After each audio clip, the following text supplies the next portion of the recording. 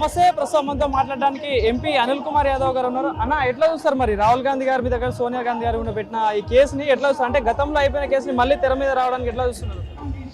ఈరోజు మోడీ ప్రభుత్వం ఎంతసేపు మా నాయకులు సోనియా గాంధీ గారు రాహుల్ గాంధీ గారి పైన ఏదో రకంగా వాళ్ళని అడ్డంకులు పెట్టడానికి ప్రయత్నం చేస్తుంది.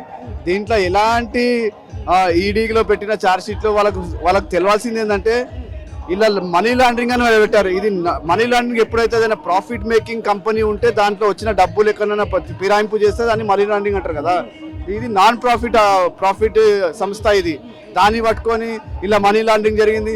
అయినా ఒకసారి ఆలోచించాలి. రాహుల్ గాంధీ గారు సోనియా గాంధీ గారికి డబ్బులతో ఏం సంబంధం?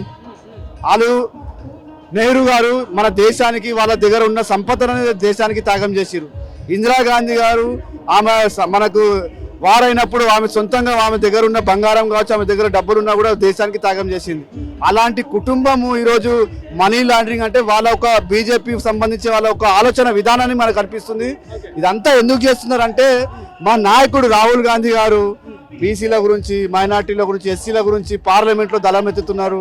మొన్న గుజరాత్ గడ్డ పైన మా రాహుల్ గాంధీ గారు మాట్లాడుతూ ఒకటే చెప్పారు, నేను అందరి గురించి, బీసీల గురించి పోరాడతా, దళితుల గురించి పోరాడతా అని చెప్తే ఆ భయపడి, ఆ వణుకుపడి, అరే మా గడ్డ మీద వచ్చి రాహుల్ గాంధీ ఇంత పెద్ద స్టేట్మెంట్ ఇస్తారని ఒక ఉద్దేశంతో ఈరోజు కావాలని మళ్ళీ రేపు బీహార్లో ఎలక్షన్స్ వస్తున్నాయి, ఎట్లా చేయాలి, ఇట్లా తిరిగితే మా చేతులకి రాష్ట్రాలు పోతాయని ఒక ఉద్దేశంతో ఈరోజు కూర్చోబుడితే అంటే ఇది ఒక వెండేటా పొలిటిక్స్ బీజేపీ ప్రభుత్వం చేస్తుందని కూడా ఈ సందర్భంగా చెప్పదలుచుకున్నాను. ఏదైతే యంగ్ ఇండియా కంపెనీ ద్వారా కూడా దగ్గర 2,000 కోట్ల వరకు పర్సెంటేజ్లు అయితే ముట్టినాయని చెప్పేసి అంటా ఉన్నారు కదా. మరి ప్రధానంగా వాళ్ళు అదే ఆరోపిస్తారు. నేను ఏమంటున్నా, బీజేపీ అంటేనే అబద్ధాలు చెప్పుడు.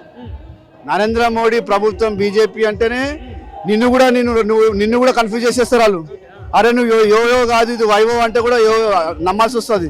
ఇది యోయో కాదు, ఇది ఆస్థ కంటే కూడా మీరు నమ్మాల్సి వస్తుంది. అట్లాంటి అబద్ధాలు చెప్పే ప్రయత్నం ఈరోజు మోడీ ప్రభుత్వం చేస్తుంది కనుక వాళ్ళు ఇప్పటి వరకు చాలా ఆరోపణలు చేశారు, కానీ దాన్ని కూడా ప్రూవ్ చేయలేకపోతున్నారు. కనుక ఇవన్నీ కూడా బేస్లెస్ అలిగేషన్స్ మా నాయకుల పైన పెడుతున్నారని కూడా తప్పు చేయనప్పుడు ఎందుకు ధర్నాలు చేయడం, ఎందుకు భయపడడం అని చెప్పేసి అంటా ఉన్నారు. తప్పు చేయనప్పుడు ఎందుకు విచారణకు వెళ్ళొచ్చు కదా. ఎవరు భయపడుతున్నారండి? ఎవరం భయపడతలేము.